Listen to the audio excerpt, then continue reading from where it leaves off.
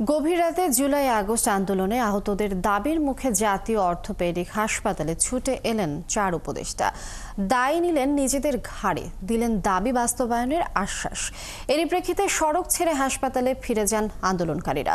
দুপুরে উপদেষ্টারা বসবেন আহতদের সাথে। আরও জানাচ্ছেন মাইনুল মারুফ। জুলাই আগস্টের গণঅভ্যুত্থানে আহতদের পঙ্গু হাসপাতালে দেখতে গিয়ে বুধবার তোপের মুখে পড়েন স্বাস্থ্য উপদেষ্টা নূরজাহান বেগম। এ সময় তার সাথে ছিলেন ব্রিটিশ হাইকমিশনার সারাহ কুক। আহতদের সুচিকিৎসা, আর্থিক সহযোগিতা ও পুনর্বাসনের বিষয়ে স্বাস্থ্য উপদেষ্টা কোনো কথা না বলায় প্রথমে হাসপাতাল চত্বরে বিক্ষোভ করেন তারা। পরে সুচিকিৎসা, পুনর্বাসন সহ নানা দাবিতে রাজধানী জাতীয় অর্থোপেডিক হাসপাতালের সামনে দুপুর থেকেই অবস্থান নেয় আহতরা। চোখে ব্যান্ডেজ, হাতে প্লাস্টার, হুইলচেয়ার ছাড়াও চেয়ার পেতে ভাঙা পা নিয়ে বসে থাকতে দেখা যায় আন্দোলনকারীদের। কালার এক্সপার্ট, জর্জ স্যাপ এবং মাইল্ড অন হ্যান্ডস টেকনোলজি সমৃদ্ধ অরিক্স ক্রিস্টাল ওয়াশ আপনার লন্ড্রি এক্সপার্ট।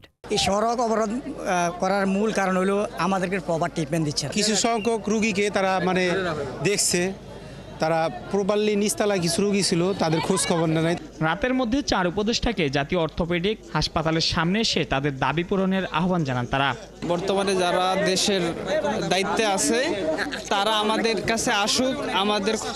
কাছে আসুক, আমরা তাদের কাছে জানাবো। মধ্যরাতে হাসপাতালে ছুটে আসেন আইন উপদেষ্টা আসিফ নজরুল, যুব ক্রীড়া উপদেষ্টা আসিফ মাহমুদ সহ 4 উপদেষ্টা। জানান নিজেদের সীমাবদ্ধতার কথা। এ সময় ভুল স্বীকার করে দেন সমাধানের আশ্বাস। আমাদের ভুল হয়েছে, আমাদের ঘাটতি আছে, আমরা সেই ঘাটতি মোকাবেলার জন্য সবচেয়ে গুরুত্ব দিয়ে আপনারা যদি চান আমিও 2টার সময় মিটিংয়ে থাকবো। ভিতরে যান, আমরা কালকে যে কথা দিচ্ছি আমরা আমাদের কথা রাখবো। প্রান্তিক এবং শহরে যেখানেই থাকেন না, যতজন আহত আছেন সবাইকে আমরা চিকিৎসা এবং চিকিৎসার সাথে সাথে পুনর্বাসনের ব্যবস্থার ব্যাপারে স্পষ্টভাবে আমরা অবস্থান নিব। ডিসেম্বর পর্যন্ত আমাদের সময় দেন। হাসপাতাল সিন্ডিকেট জটিলতা সহ চলমান নানান পরিস্থিতির কারণে আহতদের কাঙ্ক্ষিত চিকিৎসা সেবা না মেলার কথাও জানান উপদেষ্টারা। আলোচনা করে সমাধানের পথে হাঁটার আশ্বাস দেন তারা। বিভিন্ন ধরনের হসপিটালগুলোতে সিন্ডিকেট থেকে শুরু করে বিভিন্ন ধরনের অব্যবস্থাপনা যেগুলো দীর্ঘদিন ধরে চলে আসতেছিল, সেটার জন্য চিকিৎসার অনেক ধরনের সমস্যা হয়েছে আপনাদের। এগুলো আমরা সব সময় দেখছি।